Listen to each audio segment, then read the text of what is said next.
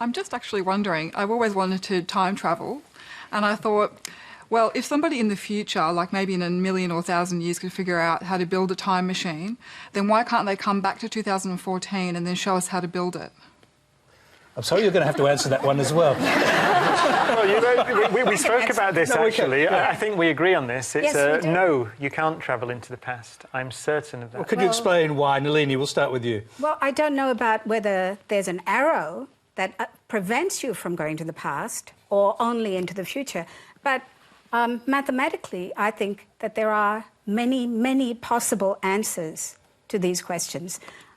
If I may, you know, if you take just a three-dimensional cube and you look at one corner of this three-dimensional cube and then you compress one corner down to the diagonally opposite corner, then what you do is you flatten the cube and it becomes a hexagon.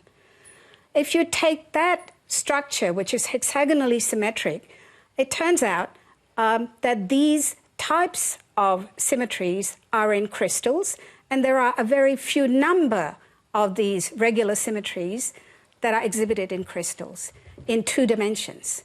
Now, if you think about increasing the number of dimensions, now go to 3, 4, 5, 6, presto, around 7 and 8, there are exceptional new structures that come up that only exist when you get to 7 and 8 and maybe 9 dimensions. Now, are you following this? Like I'm starting to hyperventilate because you're talking maths. I'm sorry. But I'm just saying that we're living in what we think is a 4-dimensional world, where time is one of the dimensions. But there are many, many possible structures in many, many dimensions which could give rise to time travel if you knew how to navigate around the symmetries. See, I get it now. Brian. First of all, it's certainly true to say that in Einstein's theory, where you've got 4-dimensional space, then you're prevented from travelling back in time, actually by the speed of light. It fits into the geometry in that way. You're right, though. You can imagine wormholes and these ideas that you can tunnel through and take shortcuts. It'd be like going from London to Australia by going through the Earth rather than around the 2-dimensional surface on the edge. So convenient.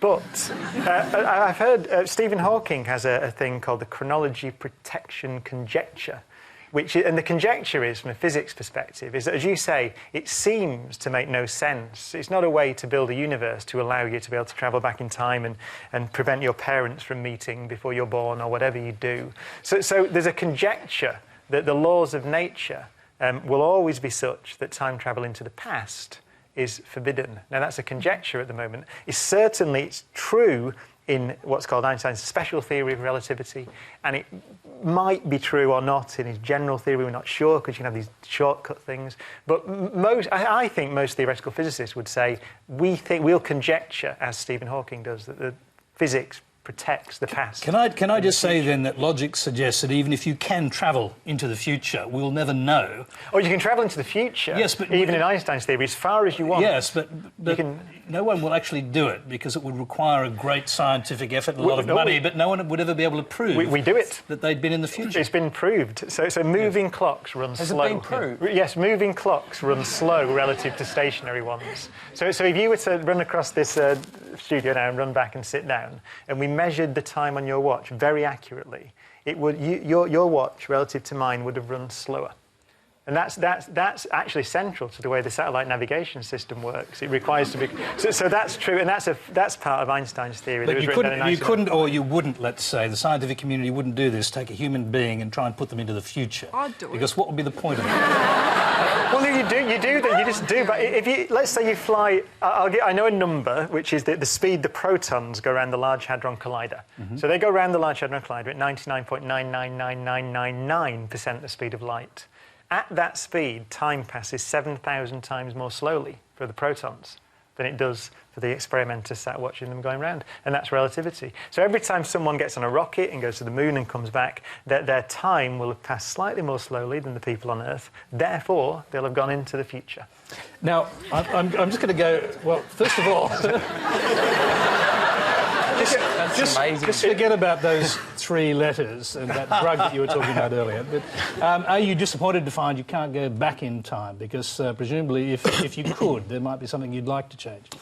No, I don't think I'd want to travel back in time and change things. Like that whole butterfly effect movie scared me from that. You know? Like every action has a reaction and stuff like that, but I'd definitely travel into the future. If someone had a fucking machine and just sent me off, I'd go. We'd never know if you made it because you couldn't come back and tell us. Nah, that's the thing, mate. Miranda, would you like to travel in time were the opportunity made available?